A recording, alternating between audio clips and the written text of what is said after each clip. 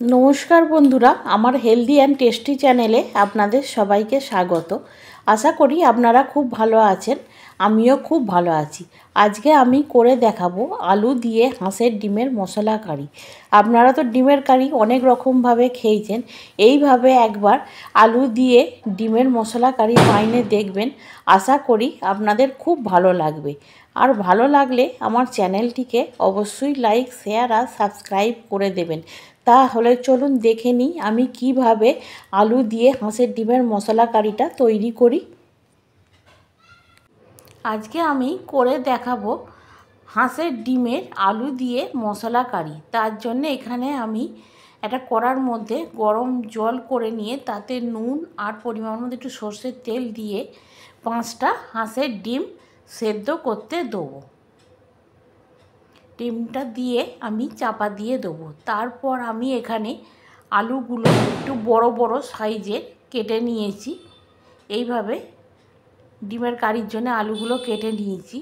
আর আমি কেটে নিয়েছি 2টো পেঁয়াজ জিরি জিরি করে, আর টমেটো। আর এখানে আমি নিয়েছি চিনি, গোটা ধনে, গোটা জিরে, হলুদ গুঁড়ো, কাশ্মীরি রেড চিলি পাউডার, কাঁচা লঙ্কা। এখানে নিয়েছি আদা আর রসুন পরিমাণ মতন, আর গরম মশলা, নুন আর একটা তেজপাতা। এরপর আমি একটা মিক্সিং বোল নিয়ে তার মধ্যে পেস্টটা বানিয়ে নেবো। তার জন্য এখানে আমি আদাটা আর রসুনটা দিয়ে দেবো। আর দিয়ে দেবো এখানে আমি নিয়েছি 4টে কাঁচা লঙ্কা। আপনারা যেরকম ঝাল খান সেরকম পরিমাণ লঙ্কা নেবেন। আর নিয়েছি 1 চামচ গোটা জিরে আর 1 চামচ গোটা ধনে। এটা আমি অল্প পরিমাণ জল দিয়ে একটা পেস্ট বানিয়ে নেব।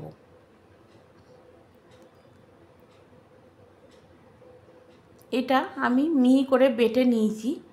ওই একই মশলার মধ্যে আমি টমেটোটা দিয়ে আবার মিহি করে বেটে নেব।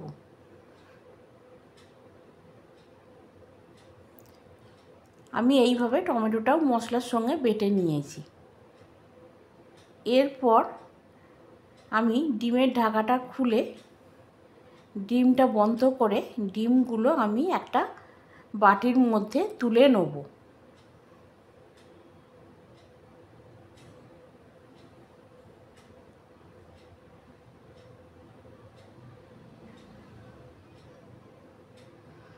এরপর কড়ার মধ্যে আমি পরিমাণ মতন সর্ষের তেল দিয়ে দেবো।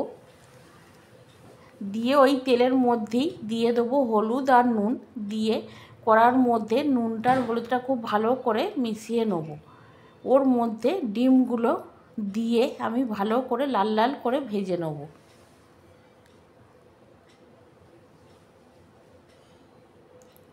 ডিমটা ভালো করে লাল লাল করে ভেজে আমি তুলে নেব।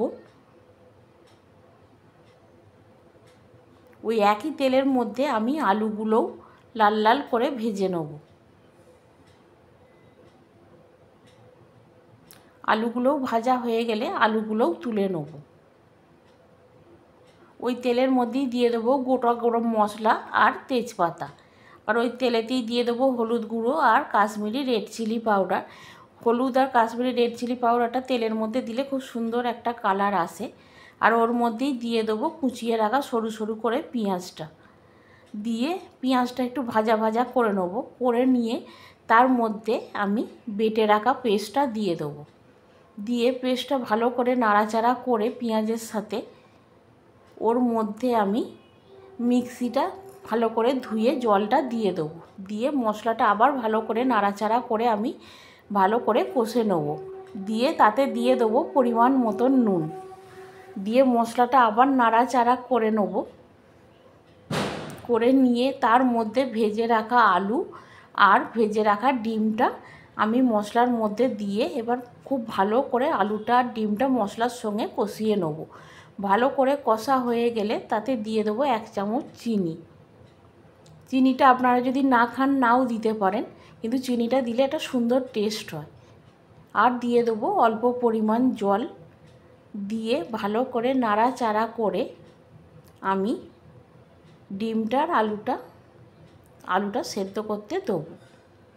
আলুটা ঢাকাটা খুলে দেখে নেবো যে আলুটা সেদ্ধ হয়ে গেছে। দিয়ে ভালো করে নাড়াচাড়া করে নামাবার আগে ওর মধ্যে দিয়ে দেবো অল্প পরিমাণ গরম মশলা গুঁড়ো, দিয়ে আবার খানিকক্ষণ নাড়াচাড়া করে নেবো। তাহলেই আলু দিয়ে আমার ডিমের কারি একদম রেডি।